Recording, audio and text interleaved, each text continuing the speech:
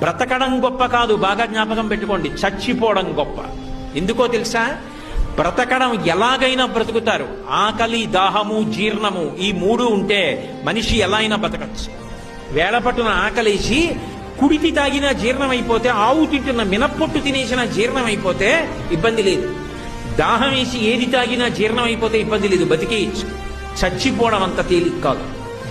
మంచాన పడి తన మలమూత్రములను తాను విసర్జించలేకపోతే వాడు రోజు రోజు క్షణం క్షణం చచ్చిపోయినట్టే.